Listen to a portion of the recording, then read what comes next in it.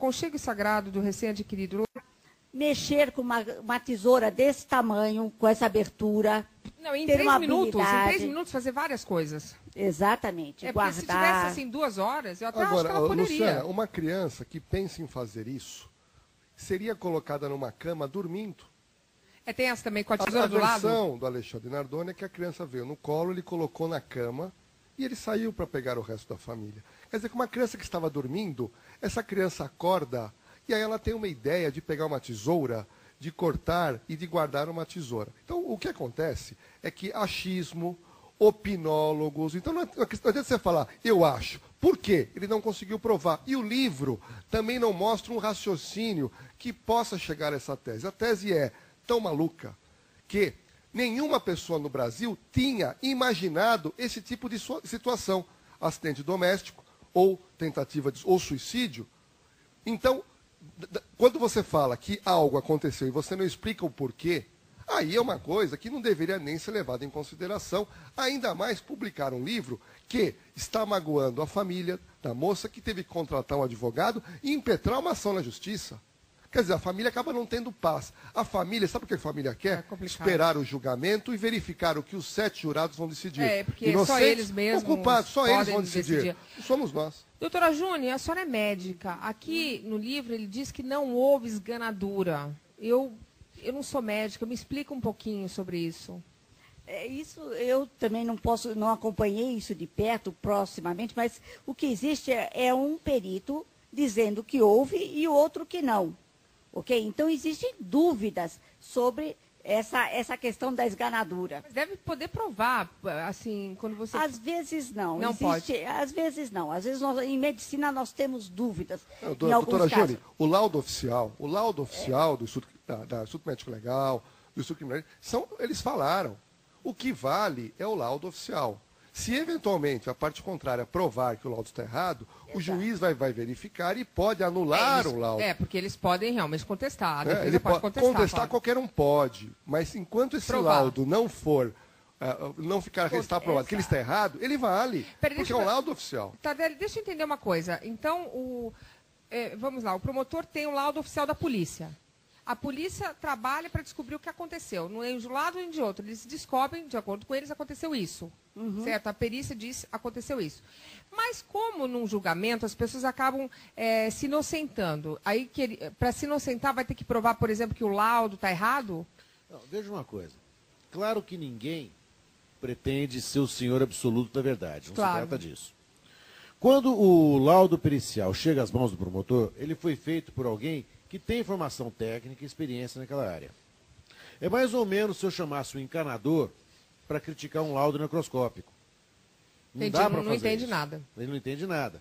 Agora, o que chama atenção nesse tipo de coisa assim? Primeiro, quem chama para si e invoca a liberdade de expressão tem que admitir a liberdade do debate. Quem chama para si o direito de falar sozinho, na verdade, é um monólogo. Ele não admite ser contestado. A qualquer contestação, é fácil fugir e impor condições. Olha, eu só falo se você não disser. Isso é primitivo. No debate democrático, do júri, do processo, da sociedade, quem fala tem o direito e o dever de ouvir. Até na sociedade, que pode escrever um livro. Então, eu tenho o direito de escrever o livro que eu quiser. Claro.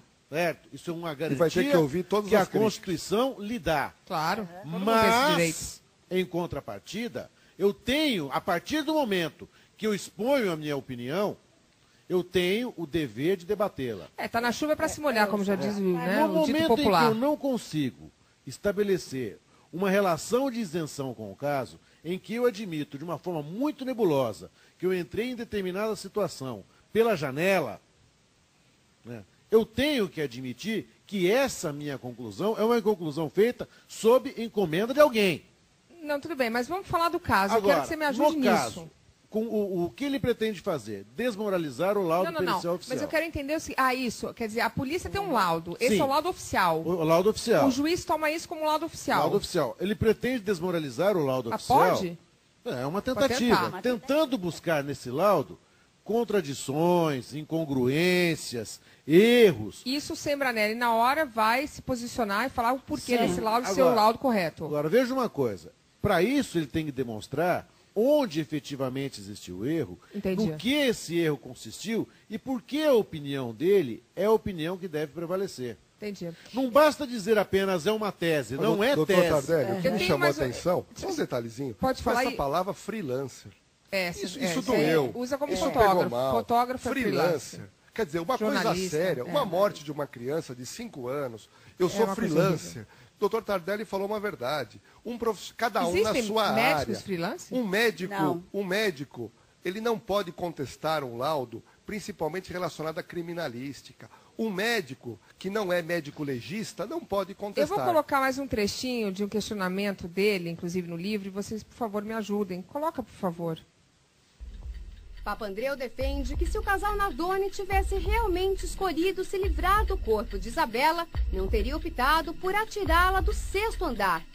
O médico gaúcho argumenta que Alexandre Nardoni e Ana Jatobá não teriam escolhido a janela, um lugar de difícil acesso, e levanta dúvidas.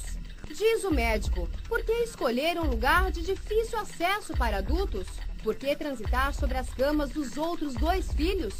O médico defende ainda que caminhar em colchões instáveis que comprometem o equilíbrio é difícil para um adulto. Então imagina para a criança. Pra criança. Se ele fala que é difícil para um adulto, olha a teoria dele. Então como é que uma criancinha poderia fazer isso? Então Exato. você faz uma conclusão e você não consegue concatenar ideias que justifiquem. E aí está uma contradição que eu já tinha lido, até apontei para a sua produção, que realmente é uma contradição do que ele falou. Isso em processo a gente chama de afirmação preconceituosa. Isso. Ele faz a afirmação sem que nada o autorize a fazer. Ele, na verdade, o que ele fez? Ele disse como ele faria caso ele estivesse na cena do crime. Exatamente. Ele se substitui ao criminoso e diz o seguinte, olha, é como se ele estivesse dizendo, se eu estivesse no apartamento, eu teria feito outro percurso, eu teria feito outro caminho. O que ele diz, em termos periciais, processuais, a gente chama de lixo jurídico. Não pode ter nenhum valor, a não ser o valor que é a opinião isolada de alguém que não conseguiu dizer a que veio numa tragédia deste tamanho.